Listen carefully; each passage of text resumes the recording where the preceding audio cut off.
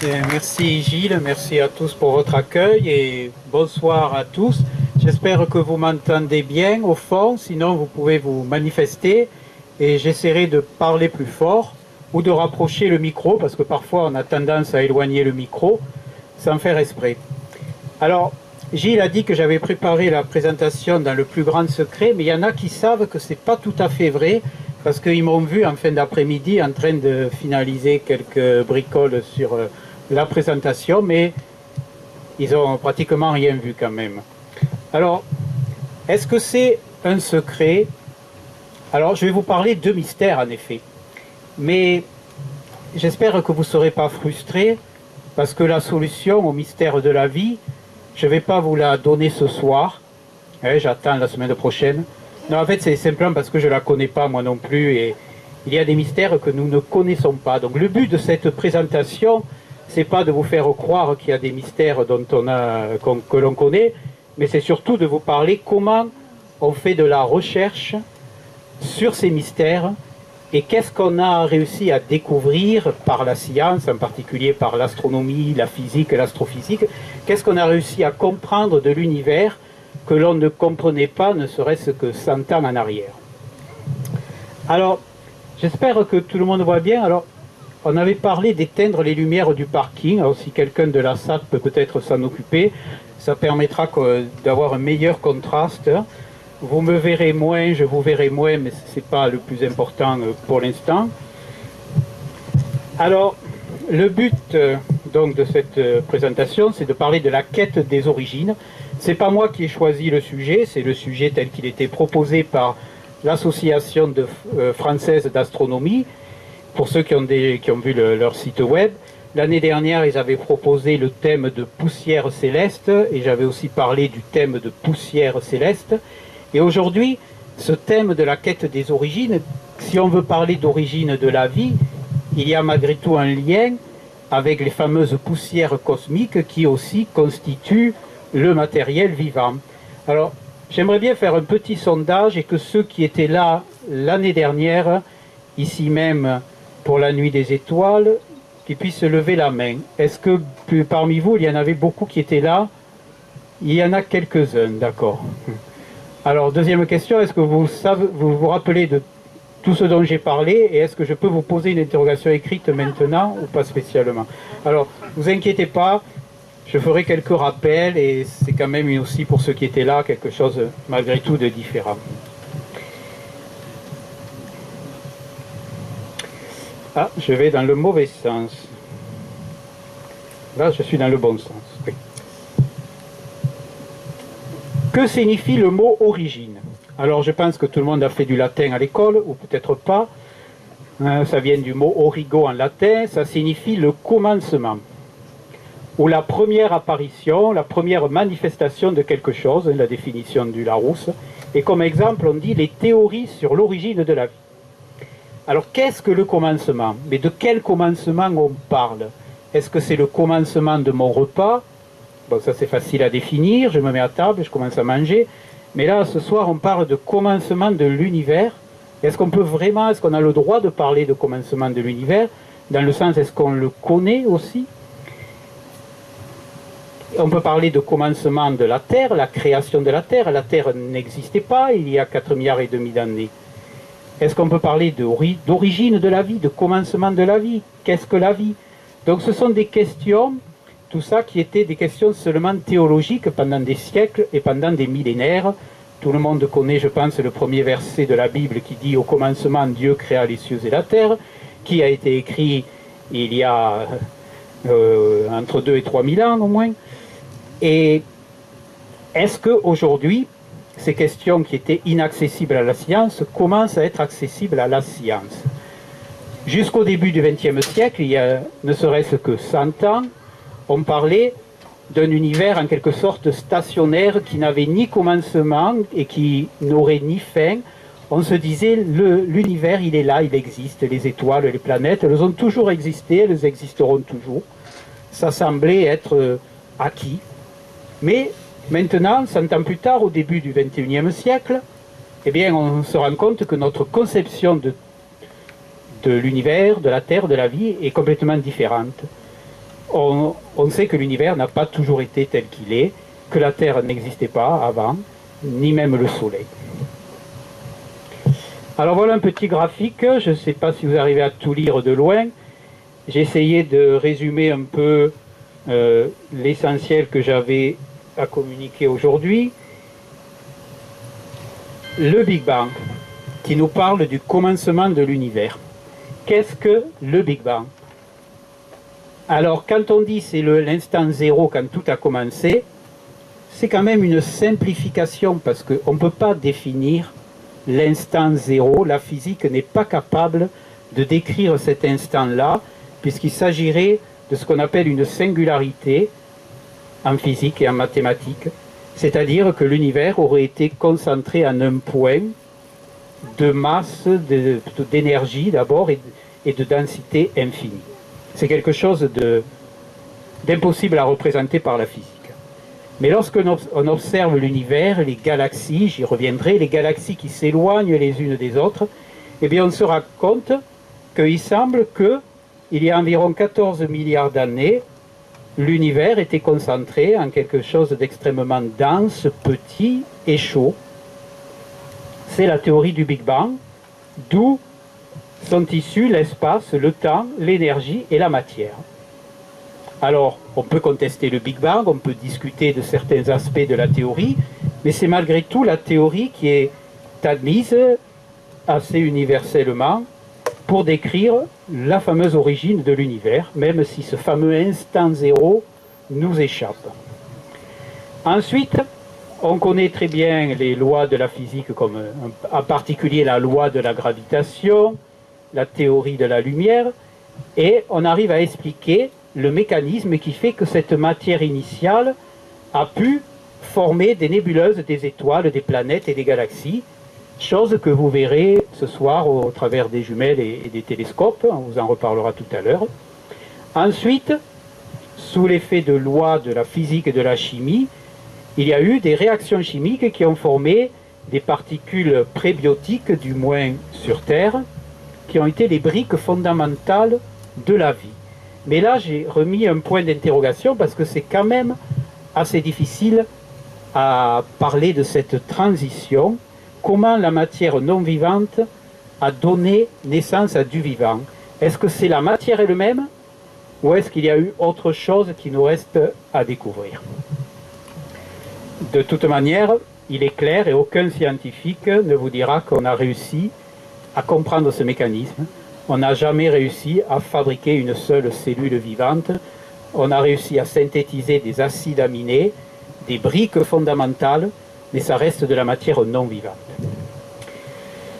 Ensuite, on se pose la question d'où viennent ces fameuses lois de la nature, les constantes fondamentales de la physique, les conditions initiales de la création de l'univers, d'où ça vient tout ça, et pourquoi tout est si finement ajusté. Par exemple, il y a 4 forces fondamentales dont les intensités sont finement ajustées. La proportion de l'intensité de la force gravitationnelle comparée à la force qui lie les noyaux d'atomes entre eux, par exemple, la force nucléaire forte, eh bien, si on changeait la proportion, eh bien, la gravité est très faible. Si elle était plus forte, on n'aurait pas réussi à avoir les planètes telles qu'on les connaît, les étoiles et les galaxies dans notre univers. Alors, je reviens un peu en arrière pour vous parler donc de ce qui se passait en 1920. Donc, les plus anciens parmi nous se souviennent peut-être à cette époque du grand débat qu'il y avait entre d'un côté Curtis et Slipher, de l'autre côté Shapley, qui, je me suis trompé de bouton.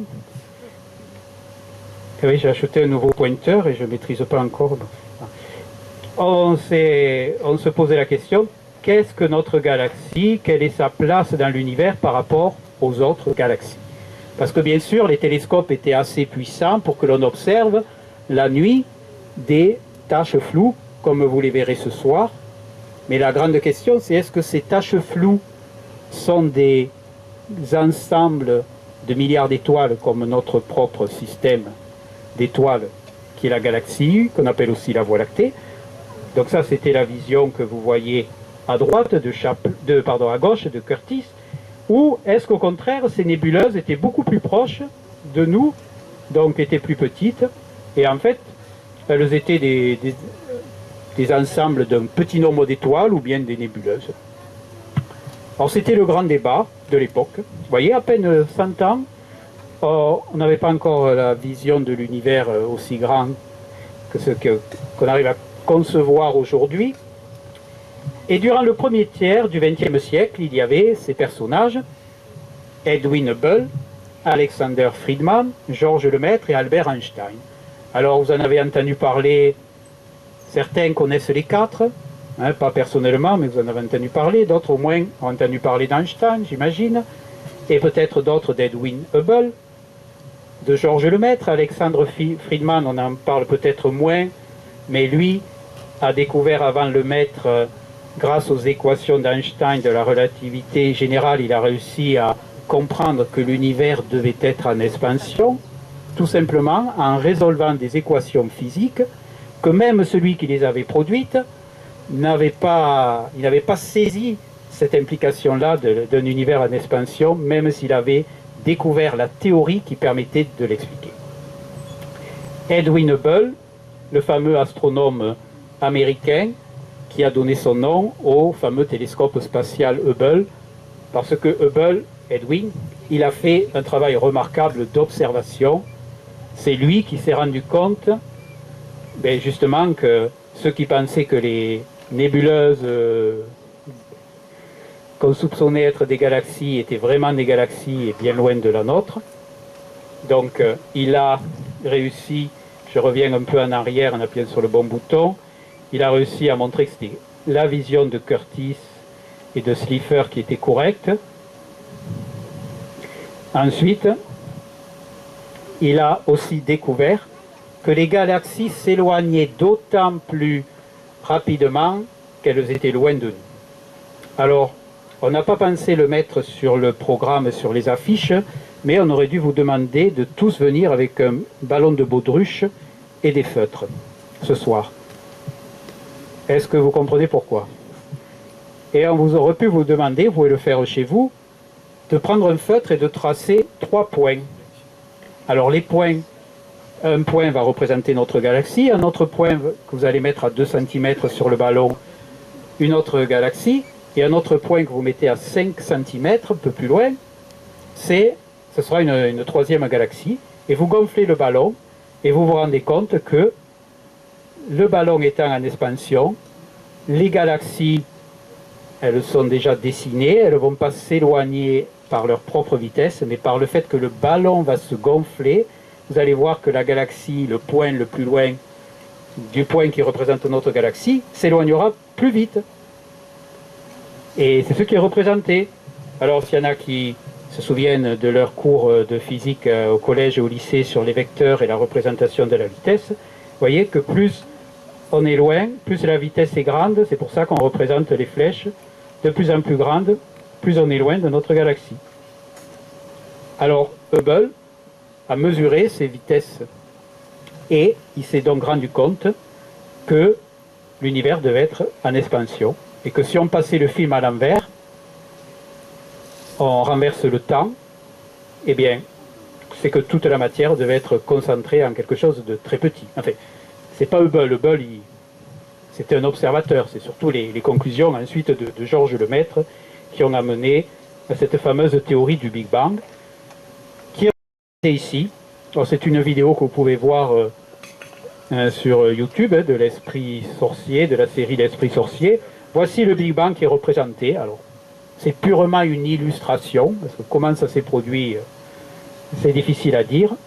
Ce qu'il faut comprendre, c'est que, comme je le mentionnais au début, vous avez un univers extrêmement dense, extrêmement chaud. Vous voyez sa température en degrés? Alors, j'aimerais avoir la même valeur en euros. Voilà, je pense vous aussi, probablement. Et à ce moment-là, l'univers, à partir de l'énergie initiale, se sont formés les atomes, les quarks, et les photons, qui sont des particules de lumière. Donc, l'univers, c'était une soupe, on utilise souvent le terme de soupe, non pas de légumes, mais soupe de particules. Vous voyez, les atomes n'étaient même pas formés, vous ne pouvez pas parler d'hydrogène, vraiment, vous ne pouvez pas parler d'hélium, de carbone, non, non, il n'y a qu'une soupe de particules. Il n'y a rien d'autre, il n'y a pas d'étoiles, il n'y a pas de galaxies, il n'y a pas de planètes, il n'y a personne capable de faire une conférence. Donc voilà, on est à 13,8 milliards d'années avant l'époque actuelle. Alors ensuite, l'univers se refroidit, mais il se refroidit tout en ayant une température où il vaut mieux éviter de mettre les doigts, qui reste assez chaude. On a des protons et des neutrons qui sont des particules se formant des particules fondamentales que sont les quarks. Alors là, proton, neutron, ça vous est peut-être un peu plus familier. Un neutron tout seul, ben, c'est tout simplement un noyau d'atomes d'hydrogène, hein, donc qui est un des constituants de la molécule d'eau. Là, ça commence à nous parler. Ensuite, le temps s'écoule, on arrive à peine en dessous du milliard de degrés, et on a les noyaux d'hydrogène, différents types d'hydrogène qui se forment. Pardon, je vais dans le mauvais sens. On a de l'hélium et du lithium, des éléments dont on a entendu parler. C'est ce qu'on appelle tout ça la nucléosynthèse primordiale. Alors nucléosynthèse, ça veut dire synthèse des noyaux, production des noyaux primordiale aux premiers instants de l'univers. Alors ce que je vous parle, ce que je vous raconte là, tout ça s'est produit dans les 3 premières minutes environ de l'univers. Alors, hydrogène, hélium, lithium subsistent. Et pendant des millions d'années, ce sera les seuls éléments chimiques présents dans l'univers. Maintenant, on va faire un petit bond. On ne va pas encore repasser les millions d'années, mais on va revoir l'univers, à quoi il ressemblait quand il avait à peu près 380 000 ans. Parce que pendant 380 000 ans, voilà ce qu'on pouvait voir de l'univers. Alors vous comprenez que j'ai mis beaucoup de temps pour préparer cette diapo. Vous voyez là, alors les plis que vous voyez, c'est les plis de l'écran, hein, c'est pas de la représentation. Tout ça pour vous dire que l'univers était complètement opaque. On ne voyait rien, la lumière ne pouvait pas parcourir de grandes distances. Tout simplement, les particules de lumière, chaque fois qu'elles étaient émises, elles étaient à nouveau réabsorbées par toutes ces particules que sont les noyaux, des éléments chimiques et les électrons. Il a fallu attendre que l'univers se refroidisse suffisamment, il avait seulement 3000 degrés environ à cette époque, pour que la première lumière de l'univers nous parvienne. Ça a été découvert en 1965 par Penzias et Wilson, qui ont eu le prix Nobel pour cette découverte. Et, comme ça arrive souvent en physique, ils n'ont pas fait exprès de faire cette découverte. Ils ne cherchaient pas à connaître forcément, ils ne pensaient pas qu'ils détecteraient ça, ils utilisaient des antennes radio, et ils se sont rendus compte qu'il y avait un bruit de fond résiduel. Ce bruit de fond venait de toutes les directions, et ils ont fait toutes les hypothèses possibles jusqu'à vérifier s'il n'y avait pas des crottes de pigeons qui faisaient interférence sur les antennes radio. Et finalement, ils ont pu comprendre qu'il s'agissait d'un rayonnement radio résiduel témoignant du fait que l'univers était très chaud quand il était très jeune. Alors, il y a à peu près 10 ans, on a réussi à avoir une image un peu plus précise et à se rendre compte qu'il y a des fluctuations de température. Alors, la température était d'environ de 3000 degrés, mais avec le vieillissement dû au parcours de cette énergie, de ce rayonnement, il nous est arrivé à peu près à moins 270 degrés Celsius, avec des écarts extrêmement faibles de température entre le bleu et le rouge. C'est représenté sur cette carte du ciel ici. Alors l'explication, l'univers est devenu transparent, la lumière a pu nous parvenir jusqu'à nous, tout simplement parce que la lumière a pu circuler entre les atomes. Les électrons se sont associés au noyau des atomes, c'est ce qu'on appelle la recombinaison, et on a pu donc avoir un univers transparent. Mais l'univers, l'expansion de l'univers a continué jusqu'au moment où on arrive au fameux âge sombre. Donc, encore une fois, vous voyez que c'est une diapo qui m'a pris beaucoup de temps pour la préparer.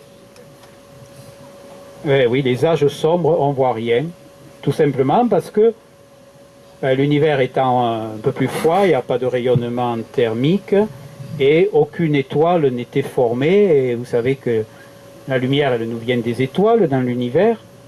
Donc, on n'a rien vu pendant des millions d'années. On pense que les premières étoiles ont commencé à s'allumer quand l'univers avait peut-être 200 millions d'années. Il y avait des nuages gazeux, des particules qui s'étaient rassemblées, qui s'étaient associées sous l'effet de la gravité, formant des nuages de gaz qui n'émettaient pas de lumière, donc jusqu'à environ 200 millions d'années après le Big Bang. On va parler un peu de formation d'étoiles.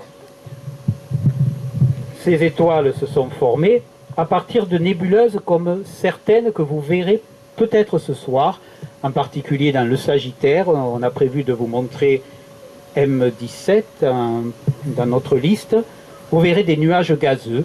Ça apparaîtra comme une petite tache floue au télescope. Vous ne verrez pas ces couleurs magnifiques, mais lorsqu'on fait des poses photos, bon là ça a été fait avec un télescope quand même qui est un peu particulier, c'est le télescope spatial Hubble, donc l'image est formidable. On appelle cette région de la nébuleuse de l'Aigle, on l'appelle les piliers de la création.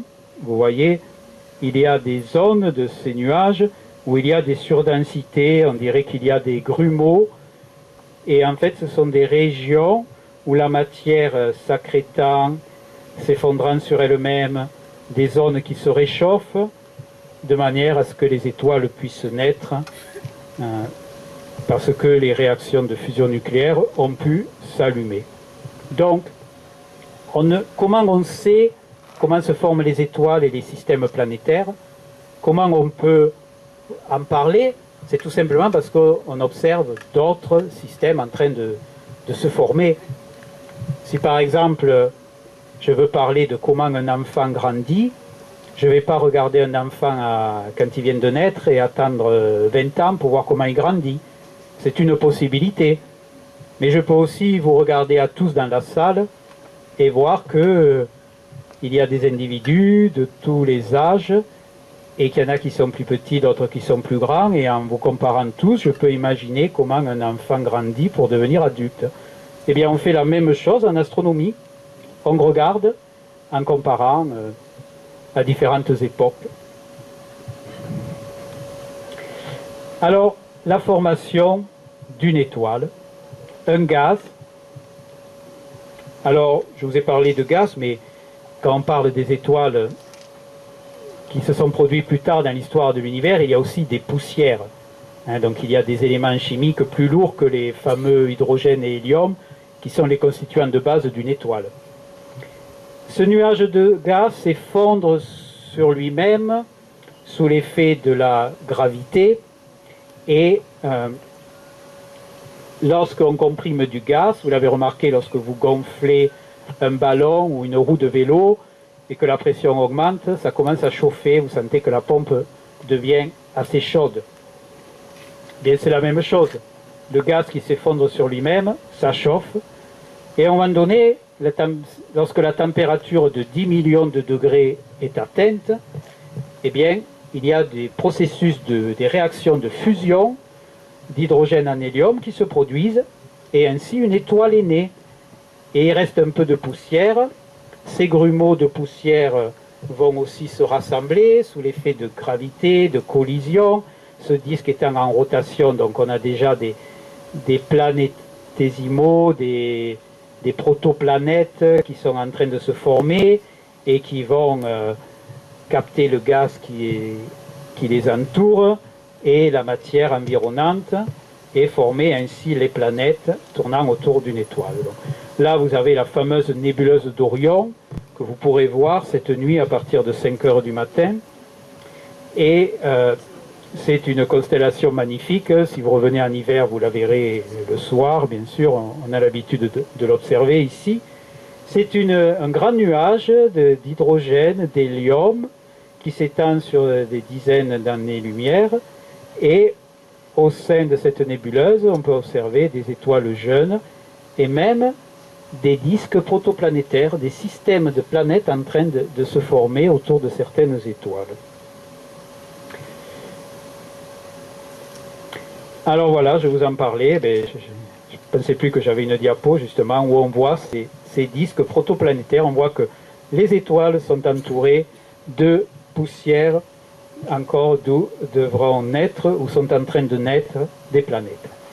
Une image aussi assez exceptionnelle que vous voyez, ce ne sont pas des vraies couleurs, c'est une image en ondes de radio, donc on a dû coder le signal pour que ce soit visible avec nos yeux, et on voit justement ces fameux disques de poussière entourant une étoile en formation, l'étoile HL du Taureau, et on se rend compte qu'il y a des zones où la matière a déjà été probablement récupérée par une planète en train d'orbiter autour de cette étoile. Les premières galaxies. Alors ceux qui suivent l'actualité astronomique ont probablement entendu parler du télescope James Webb, ce fameux télescope qui fait plus de 6 mètres de diamètre, situé à plus d'1 million de kilomètres de la Terre, 1,5 million je crois, un des points de Lagrange, qui observe dans l'infrarouge et qui est capable de voir les galaxies très très lointaines, certaines, comme celle qui est représentée ici, on la voit telle qu'elle était quand l'univers avait environ 300 millions d'années seulement, même un peu moins. C'est quelque chose d'assez exceptionnel. Vous voyez une image où chaque point est une galaxie. C'est-à-dire que chaque point, vous pouvez y voir des milliards, des centaines de milliards d'étoiles, à part quelques exceptions. Ici, vous avez une étoile, mais toutes les autres sont des galaxies. Alors, on reconnaît que c'est une image du télescope James Webb et non Hubble, parce qu'on voit les aigrettes, il y a 6 barres qui soutiennent le miroir, alors que Hubble, c'est simplement une croix, où il y a 4 aigrettes seulement. Alors voilà quelques photos de différentes galaxies.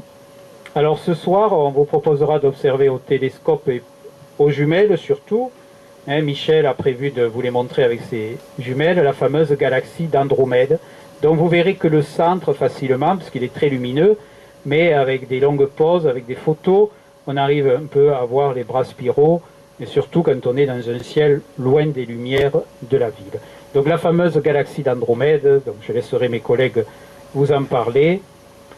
La fameuse galaxie des chiens de chasse, M51, 2 galaxies en interaction avec du gaz qui est absorbé par la plus grande galaxie, qui, par effet de marée, est en train de voler, d'aspirer, on va dire, le gaz de la plus petite des galaxies.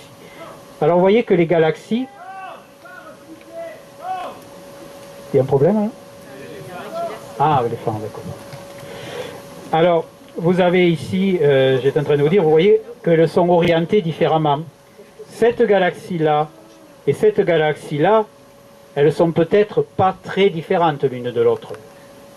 Simplement, on en voit une de face et l'autre par la tranche. Et Andromède, eh c'est un peu un compromis entre les deux. Alors là, je vais vous proposer une vidéo.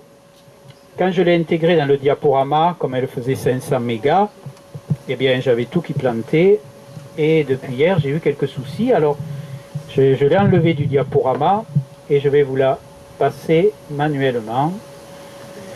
Et il faut que je retrouve le bon fichier.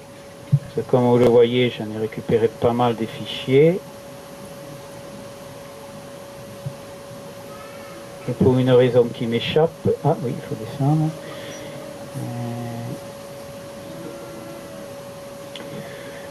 Si je crois... Non. Désolé, j'ai oublié de la préparer avant. Je sais qu'elle y est.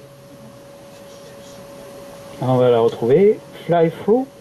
Non, moi, je ne veux pas voir un survol, je veux voir une simulation. Non, ça devrait... Est-ce que c'est la version peut-être allégée? J'ai double-cliqué. Est-ce qu'il se passe quelque chose? Non.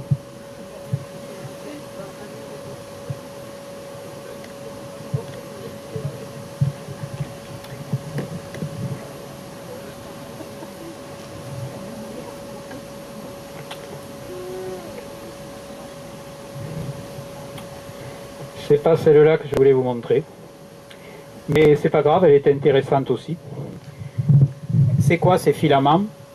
Ce sont des galaxies. Les galaxies semblent être regroupées sur des très grandes distances. Elles forment des filaments de matière entourés de grands vides qui sont représentés en noir ou en bleu où il n'y a presque rien, peut-être un peu de gaz. Et là on fait un zoom. Alors, je crois que c'est le centre de l'amas de la Vierge. On se rend compte qu'il y a des zones dans l'univers où les galaxies sont beaucoup plus regroupées. Donc là, vous voyez, si ça ne vous parle pas trop, 15,6 mégaparsec, ça veut dire à peu près de 50 millions d'années-lumière en fait. Donc c'est des grandes distances et on se rend compte là, c'est quelque chose qui nous est un peu plus familier, les cartes de l'univers. On voit notre galaxie ou certaines galaxies, voilà. On ne voit pas les structures en filaments. Par contre, lorsqu'on regarde des grandes distances dans l'univers, eh bien, on se rend vraiment compte que l'univers est structuré à grande échelle et quelle que soit la direction dans laquelle vous regardez, vous avez l'impression que ça a à peu près le même. Alors, c'est dommage. S'il y en a qui veulent la présentation et que je leur envoie le lien vers la vidéo par email, vous viendrez me voir. Et je suis désolé, je pense que je vais abandonner la recherche de cette vidéo pour l'instant, qui montrait comment les galaxies se rassemblaient au cours du temps sous l'effet de la gravité. Alors je reprends la présentation, si elle veut bien réapparaître. Vous la voyez, vous savez où elle est?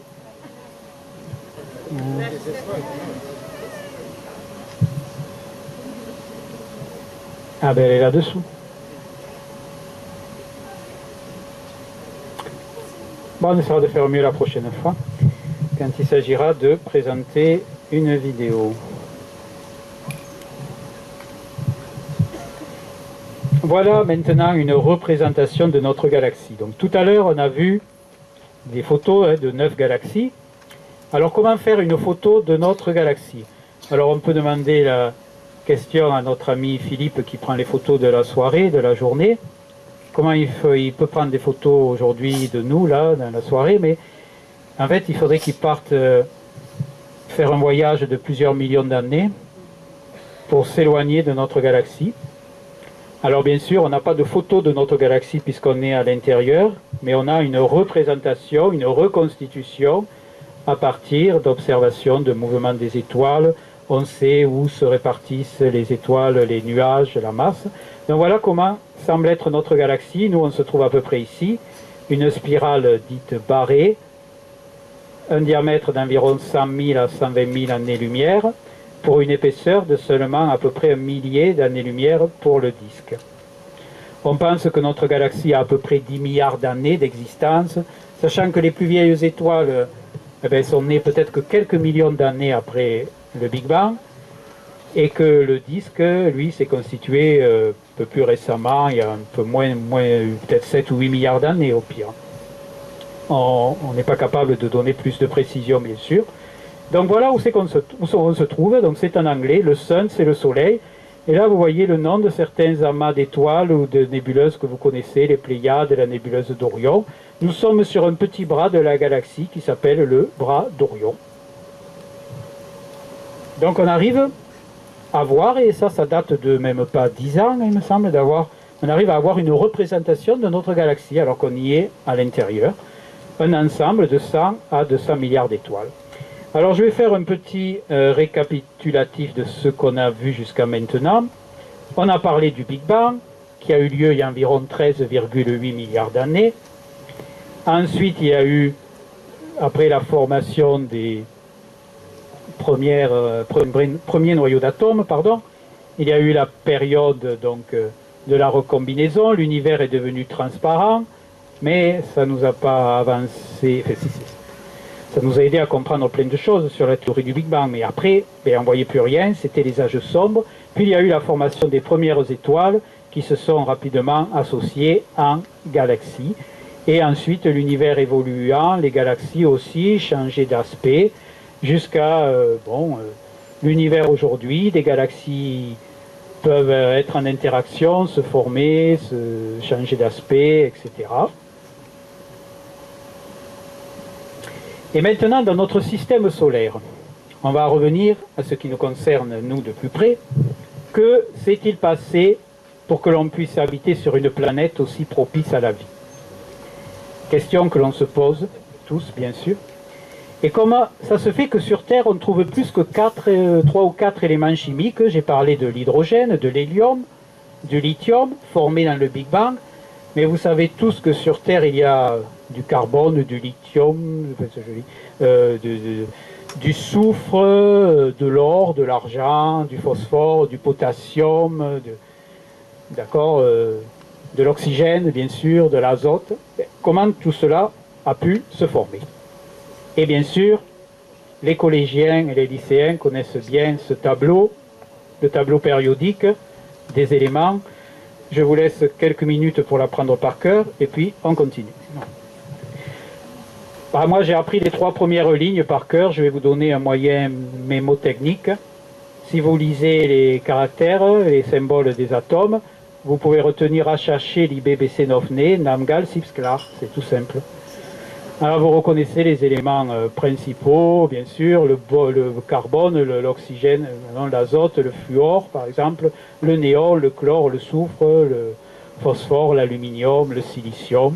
Tout ça, ça vous parle. Et nous sommes constitués de ces éléments chimiques nous-mêmes. D'où sont-ils venus? Eh bien, ils sont venus des étoiles. Une étoile... Ah, c'est le vent qui fait bouger l'écran. Je croyais que tout d'un coup, il y avait une animation que je n'avais pas prévue. D'accord. Alors, on ne sait jamais, des fois, avec la technique, on peut avoir des surprises, mais à ce point... Alors, comment se forme et comment évolue une étoile? Je vous en ai parlé tout à l'heure. Il s'agit d'un nuage de gaz qui s'effondre. Donc, à l'origine, on n'avait que de l'hydrogène et de l'hélium, mais c'est suffisant.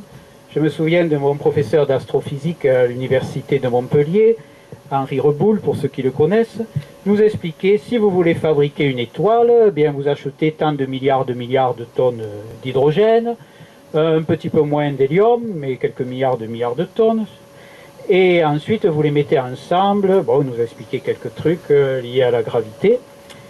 Alors moi j'avais dit, et si on veut faire une géante rouge? Il m'a dit, oui, on peut aussi, mais le kit coûte plus cher. Alors, en fait, c'est tout simplement l'hydrogène et l'hélium, les constituants principaux des étoiles. Mais une étoile évolue.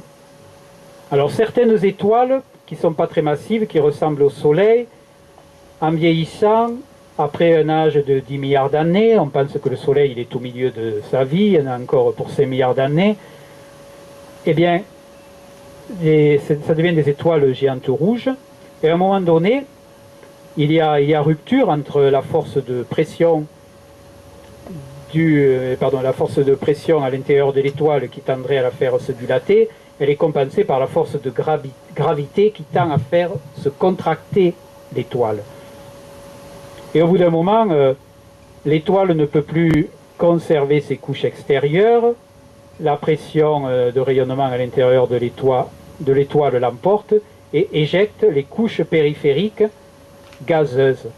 Et ce soir, vous aurez l'occasion de voir des étoiles mortes, c'est-à-dire vous verrez la nébulosité contenant le gaz de l'étoile qui était là à l'époque, qui correspond aux couches supérieures de l'étoile. Et il reste un résidu au centre que par contre on ne verra pas avec les télescopes, qui est beaucoup moins lumineux. Le cœur de l'étoile, lui, s'est contracté en formant une étoile très dense qu'on appelle une naine blanche. Mais tout ça, c'est du gaz qui a été éjecté dans l'espace et qui va enrichir le milieu interstellaire. Et pendant ce processus, l'étoile a fabriqué des éléments chimiques du tableau périodique de Mendeleïev qui vont pouvoir être recyclés, utilisés par des étoiles de nouvelle génération qui formeront aussi un disque avec des planètes contenant ces éléments chimiques formés dans le cœur des étoiles mortes avant. D'autres étoiles vont être à leur naissance beaucoup plus massives, ce sont des géantes qui vont devenir super géantes lorsqu'elles seront prêtes à exploser. Là, il y aura une réelle explosion qu'on appelle la supernova, et il y aura encore plus d'éléments chimiques qui vont être fabriqués.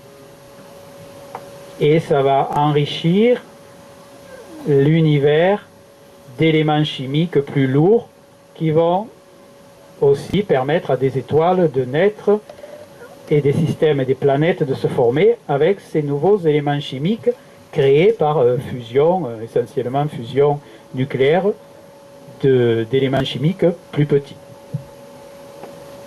C'est ce qu'on appelle la nucléosynthèse stellaire. On avait la nucléosynthèse primordiale, maintenant on a la nucléosynthèse stellaire.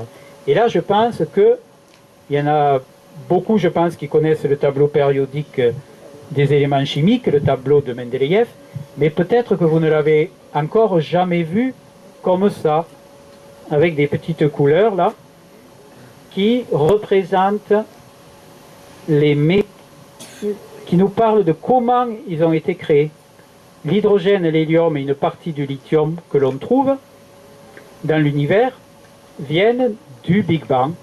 Ça veut dire que nous sommes constitués de ces éléments chimiques qui ont 13,8 milliards d'années d'âge. Donc l'hydrogène et l'hélium qui nous constituent, qui constituent le monde matériel, l'hydrogène qui constitue les molécules d'eau, donc ça a été formé au moment du Big Bang. Ce que vous voyez par exemple en vert, c'est ce qui a été formé lorsque des étoiles peu massives arrivent en fin de vie, ce qui est le cas du Soleil par exemple, une étoile peu massive. Le Soleil transforme l'hydrogène en hélium pour briller, pour produire sa chaleur, sa lumière, mais là, dans ces milliards d'années, il fabriquera du carbone et d'autres éléments chimiques.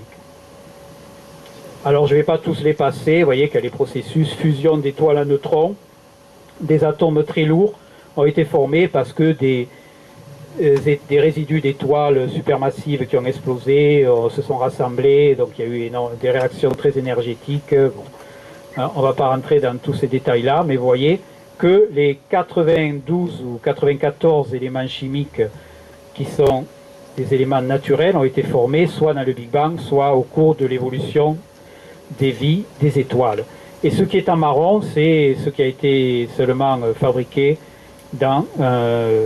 expérimentalement dans des laboratoires et pour lesquels la durée de vie de l'élément chimique n'a été qu'une fraction de seconde.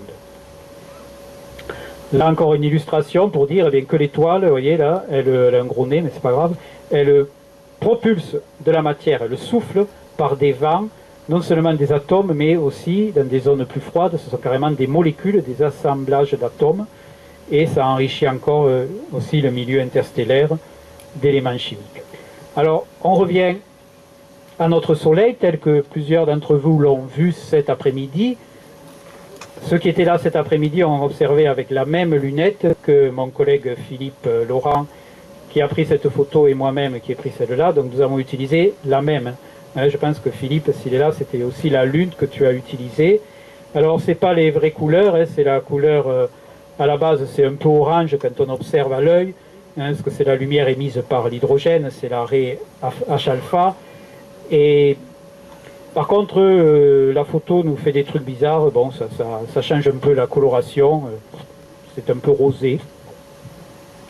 Alors le Soleil, on voit qu'il est très actif, il y a des éruptions qu'on appelle les protubérances. Donc il a un cœur à 15 millions de degrés où se produise la fusion nucléaire. Il se trouve à 150 millions de kilomètres de la Terre et c'est suffisant pour qu'il nous chauffe et nous éclaire comme il le fait et comme vous l'avez constaté. Voilà une petite coupe pour voir un peu ce qu'il y a à l'intérieur du Soleil. Je ne vais pas rentrer dans les détails parce que j'ai l'impression d'être un peu long. Et il y a encore quelques diapos à voir. Je tiens quand même à vous commenter cette diapo en détail parce que ça correspond à ce que vous pouvez voir ce soir. Différents types de nébuleuses, les nébuleuses diffuses qu'on appelle aussi nébuleuses à émission, qui sont des masses de gaz avant la formation de l'étoile. C'est au cœur de ces nuages que se forment les étoiles, même si certaines ont pu être enrichies par les éléments chimiques venant d'autres étoiles mortes avant. Et puis il y a les nébuleuses planétaires. Donc M27, M57, donc c'est leur numéro dans le catalogue de Messier. nébuleuse de la Lyre, ici, pardon, nébuleuse de l'Alter ou du Sablier.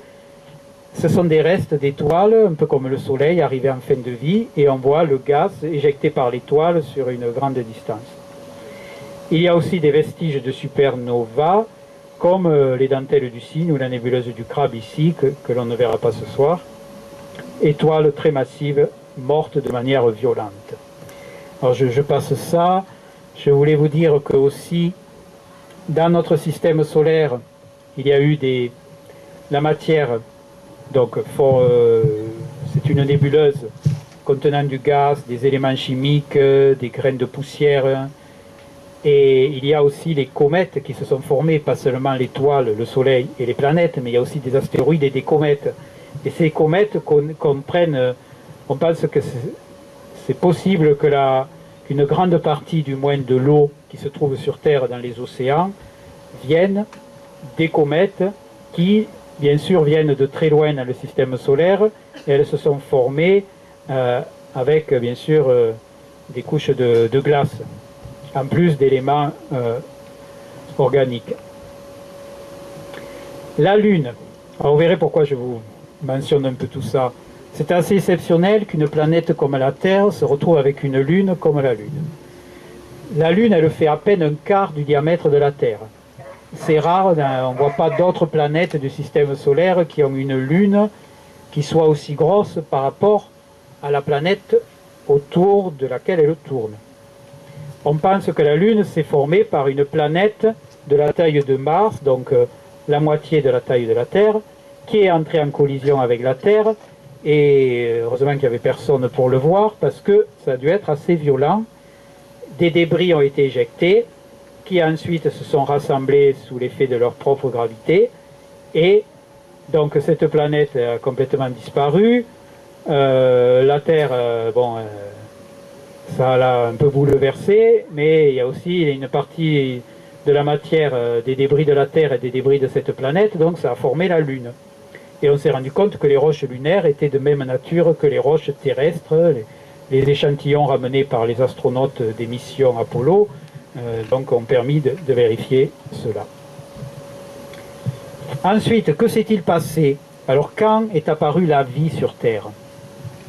Là, donc, on a notre planète, la Terre, qui était très chaude, qui était faite de matière en fusion assez molle, il y avait énormément de volcanisme, on ne pouvait pas y vivre, son atmosphère était complètement différente, il y a eu des réactions chimiques qui se sont produites jusqu'à former des molécules complexes, et il y a eu des bactéries qui sont apparues, mais on ne sait pas vraiment comment, les cyanobactéries, des bactéries assez primitives, déjà dans les océans. Vous voyez ici, on nous dit, on pense qu'il y a 3 milliards et demi d'années, il faisait à peu près maximum 90 degrés au maximum sur Terre. Donc, si on se plaint maintenant, à cette époque-là, c'était encore pire. La Terre telle qu'elle est aujourd'hui. On sait que ça a beaucoup changé, elle est propice à la vie, et à la vie évoluée, la vie des animaux, la vie des êtres humains. Alors qu'à un moment donné, il n'y avait que des organismes extrêmement simples, comme les cyanobactéries, il y a aujourd'hui des êtres humains formés de 10 000 à 60 000 milliards de cellules, je pense à peu près, un corps humain. On est vraiment passé à des organismes beaucoup plus complets. Et il s'agit aussi d'individus qui sont capables de faire des conférences d'astronomie et de venir assister à des conférences d'astronomie, des individus capables de réfléchir, dotés d'intelligence, d'émotion. Comment tout cela est-il apparu? Et quand je vous parlais de mystère, pour moi c'est le plus grand des mystères par rapport à la science, de se dire nous sommes là pour parler de ces choses, mais nous n'arrivons toujours pas à comprendre comment la vie complexe telle qu'on la connaît est apparue. J'ai pu vous parler de la matière, comment elle s'est rassemblée un peu pour former des étoiles, des galaxies. On peut comprendre comment nos corps humains peuvent être formés de ces éléments chimiques, d'où on peut comprendre qu'ils sont venus des étoiles, ces éléments chimiques. Mais qu'est-ce que le mystère de la vie? Alors on s'est intéressé à rechercher la vie partout où on savait qu'on pouvait se promener, à commencer par la Lune. Et bien oui, on pensait à l'époque qu'il y avait des sélénites qui habitaient sur la Lune. On pensait que les taches sombres que vous voyez là, étaient réellement des mers. On les appelle toujours des mers et des océans. Ce sont en fait des taches sombres où il y a eu des coulées de lave il y a très longtemps. Mais on sait très bien qu'il n'y a pas d'eau. C'est un astre mort, la Lune. On y est allé, on n'a rien trouvé. Donc il n'y a pas de vie sur la Lune, il n'y a pas de sélénites. La planète Mars. Alors là, combien on dit qu'il devait exister des Martiens, combien de films de science-fiction nous parlant de Martiens qui attaquent la Terre, de petits hommes verts. Alors, y a-t-il de la vie sur Mars? On n'en a pas trouvé. Y en a-t-il eu dans le passé? On n'en sait rien, on n'en a pas trouvé. On connaît assez bien Mars. Il y a eu une époque où certains, à cause des jeux d'ombre et de lumière, pensaient qu'il y avait des pyramides qui avaient été construites sur Mars. Bon, on sait très bien que c'est pas vrai. On a observé bien en détail avec des télescopes puissants en orbite autour de Mars. On a fait une cartographie de la planète et on n'a jamais rien vu pouvant être une construction d'êtres intelligents.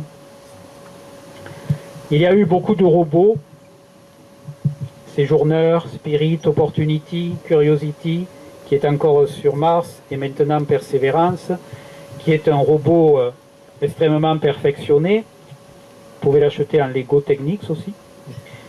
Je n'ai pas d'action chez Lego, mais j'y pensais moi aussi à l'occasion. Mais c'est quand même, oui, c'est à peu près aussi grand qu'une voiture, et c'est très bien équipé.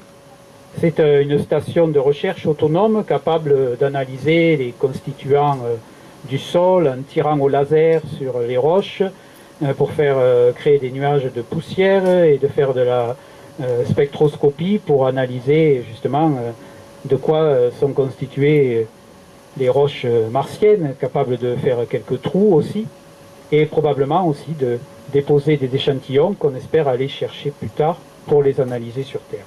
Donc on s'intéresse à ce qui a pu se passer sur Mars parce que on a des traces, l'aspect géologique de la planète nous montre qu'il a dû y avoir de grandes quantités d'eau liquide à une certaine époque sur Mars. Vous voyez le petit hélicoptère ici qui s'appelle Séjourneur? Non. Non, il a un autre nom, je ne me rappelle plus le nom du petit hélicoptère. Il a volé un petit peu là sur Mars. Alors c'est un prototype, hein. On pense en envoyer un du même genre mais plus perfectionné sur Titan. On a voilà une photo prise par le robot Perseverance sur Mars. Très beau paysage. Ensuite, les missions prévues. Il y a JUICE en route vers Jupiter qui devrait arriver, je crois, vers 2031. Donc, marquez-le sur vos agendas. Elle est partie l'année dernière.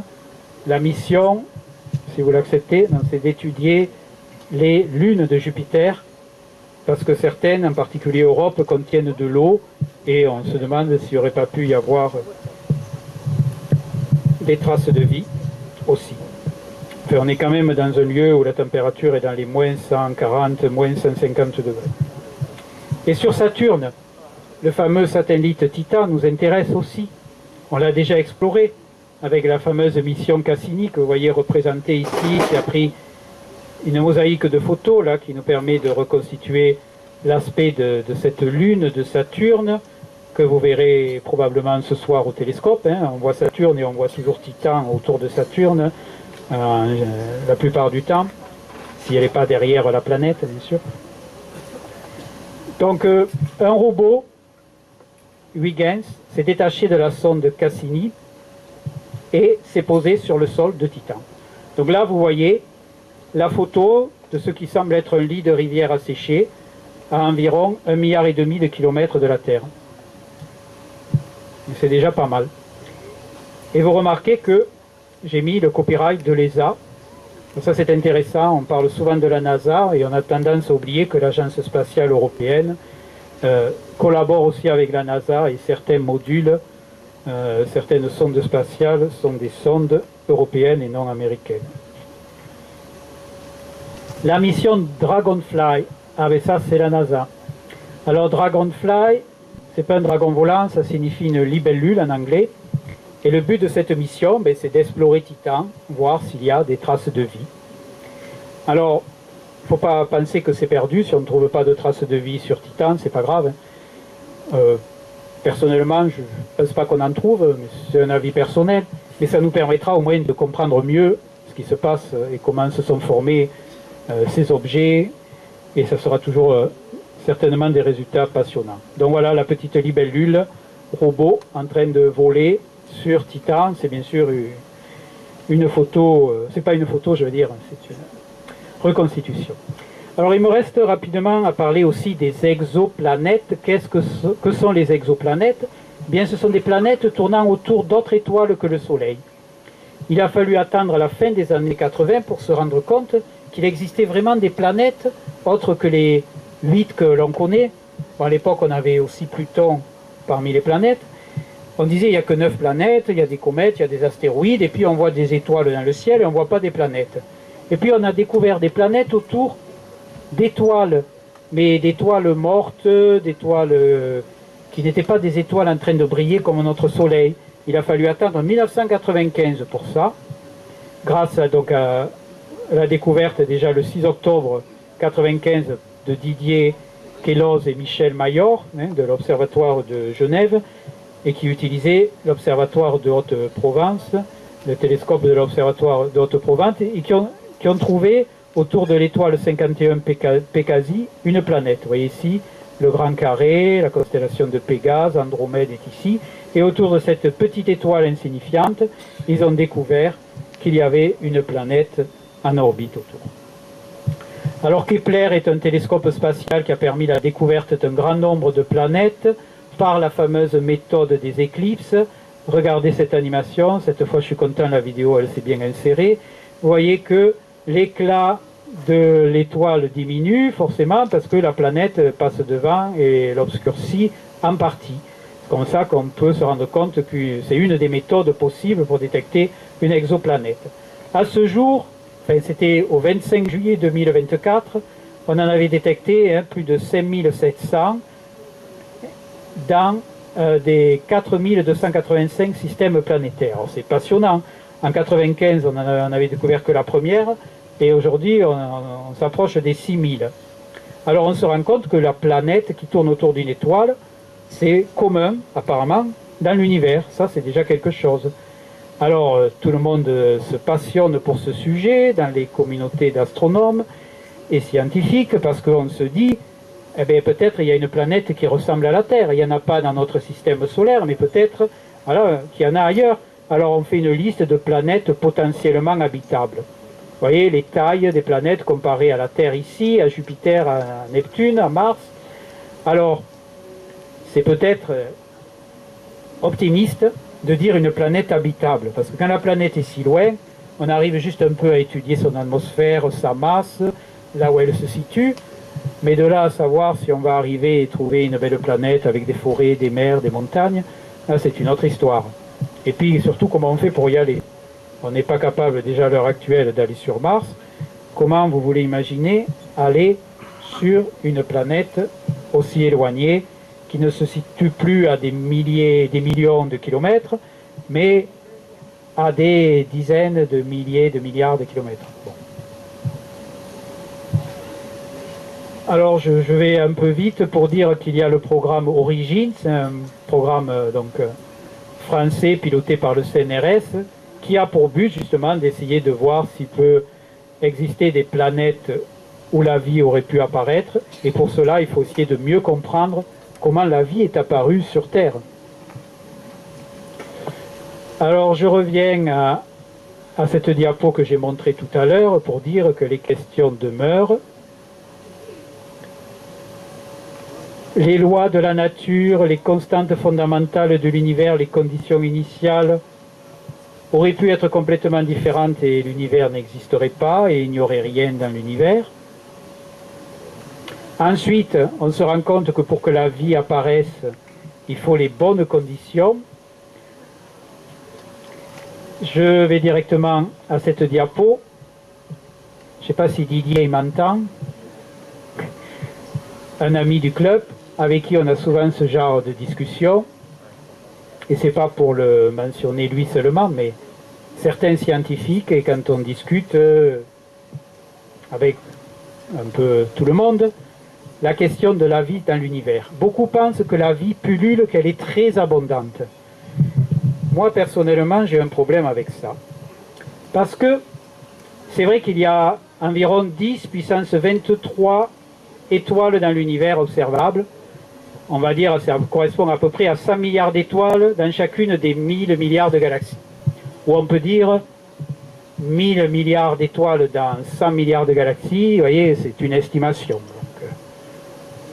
Alors, on voulait dire, il y a tellement de planètes, forcément, puisqu'il y a tellement d'étoiles, qu'il doit y avoir beaucoup de planètes où il y a la vie. Mais, avant d'avoir la vie, déjà, il faut se dire, les conditions propices à l'apparition de la vie ne signifient pas qu'il y ait la vie. Vous pouvez construire une maison, la faire très luxueuse, mettre une magnifique télé, un lit très confortable. C'est pas parce que la maison est magnifique qu'il y a des gens qui y habitent. Bon, au bout d'un moment, il risque d'avoir des squatteurs, mais ça c'est notre histoire. Alors, il faut penser déjà que la planète doit être dans le bon type de galaxie. Il y a certaines galaxies qui ne sont pas propices à former des étoiles comme le Soleil, ou surtout des planètes comme la Terre. Il faut qu'on se trouve dans la bonne région de la galaxie, parce que si on est au milieu des bras spiraux, dans une galaxie spirale, eh bien, il y a trop d'ondes et de rayonnements qui rendraient la vie impossible. Il faut être autour du bon type d'étoile. Une étoile qui ne vivrait que quelques millions d'années, supermassive, ne permettrait pas à la vie d'émerger de la manière dont on pense qu'elle a émergé sur Terre. Il faut être dans la zone habitable du système planétaire. Trop loin de l'étoile, il fait trop froid, trop près, il fait trop chaud. Il faut que la planète ait un axe de rotation stabilisé, par exemple comme la nôtre de planète, avec une lune suffisamment grande pour rendre cette stabilisation possible. Pour avoir les saisons qui permettent aussi de survivre, même si parfois on est un peu chaud en été et froid en hiver. Ça pourrait être pire. Il faut aussi que la planète qu'il y ait une planète comme Jupiter au bon endroit, parce qu'elle nous protège des chutes de comètes qui auraient pu tomber ou qui pourraient encore tomber sur Terre. Alors, j'ai mis etc., etc., etc., parce que si je vous avais donné la liste complète, eh bien, on aurait eu le temps d'attendre le lever de la nébuleuse d'Orion à 5 heures du matin, et peut-être que certains veulent rentrer chez eux plus tôt. Alors, vous pourriez me dire, oui, mais toi tu penses à la vie telle qu'on la connaît sur Terre. Mais il pourrait y avoir la vie qui ait besoin de conditions différentes, et il pourrait y avoir une créature qu'on appelle le Horta, qui vivrait dans des mines, et qui un jour a été rencontré par l'équipage de l'Enterprise de Star Trek. Donc ceux qui connaissent un peu Star Trek, la série originale, ils rencontrent une créature faite de silice, dont voici les œufs. Alors ils se disent, mais c'est quoi ces modules de silice? Et bien, ils se sont rendus compte que c'était les œufs d'une créature faite de silice. Et d'ailleurs, quand elle a été blessée, le docteur McCoy l'a soignée en lui mettant du plâtre pour... bon. Alors, je vous dirais oui, on peut penser à ça, mais est-ce que tout ce qu'on peut imaginer signifie que c'est forcément vrai? Je pense qu'il y a un fossé entre tout ce qui est possible et ce qui existe réellement.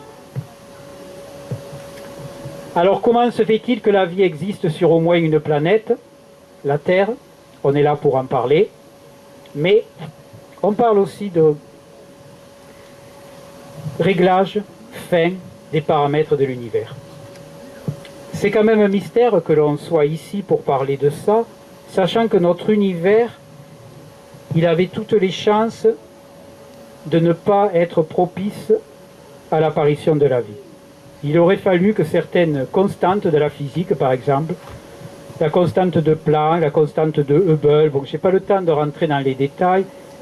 Si vous n'êtes pas scientifique, ça peut vous sembler une langue étrangère, mais pour vous donner un exemple, si la gravité était plus forte que ce qu'elle est, l'univers aurait pu s'effondrer avant de donner naissance aux étoiles, parce que la gravité l'aurait emporté sur tout, et les choses n'auraient pas pu se développer comme il faut, pour donner un exemple. Alors comment résoudre ce problème? Bien, au niveau scientifique, il y en a qui proposent des alternatives, comme la théorie des multivers. Mais il faudrait imaginer qu'au moment de sa création, l'univers aurait donné naissance à un très grand nombre d'univers, et que par effet de hasard, de statistiques, il y aurait bien eu un univers où la vie aurait été possible parce que les lois, les paramètres, les valeurs des constantes auraient été les bonnes. Alors il y a des théories mathématiques, mais aucune preuve. Donc encore une fois, ça reste pour nous mystérieux. Est-ce qu'on aura un jour la réponse au niveau scientifique, ou est-ce que la réponse viendra d'ailleurs?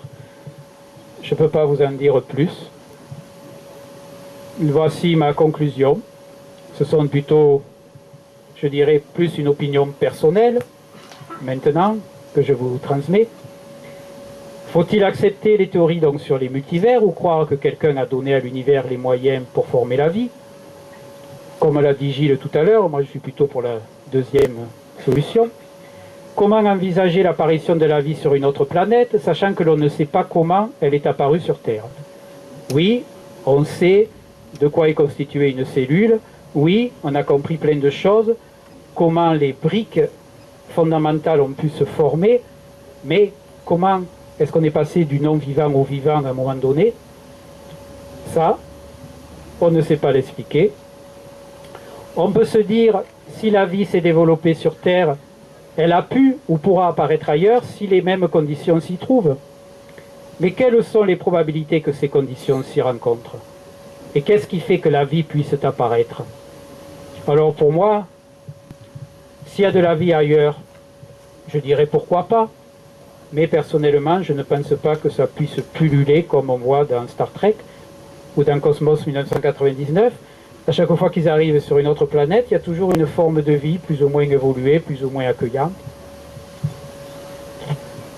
La vie n'est-elle que le résultat d'un processus physique et chimique, ou est-ce un miracle spontané ou évolutif?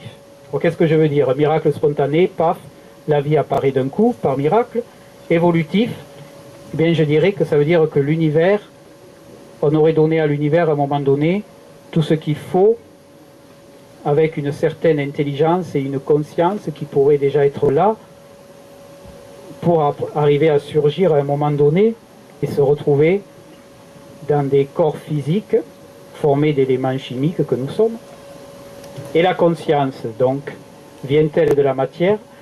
Donc finalement, le fameux débat qui dure depuis des siècles sur les mystères de la vie, je pense qu'il est loin d'être terminé. Et je pense que, je vérifie, oui, c'était ma dernière diapo. Alors, je suis désolé d'avoir été un peu long. J'espère que vous n'êtes pas trop fatigué, que vous allez pouvoir rester encore quelques temps parmi nous pour observer autour des télescopes.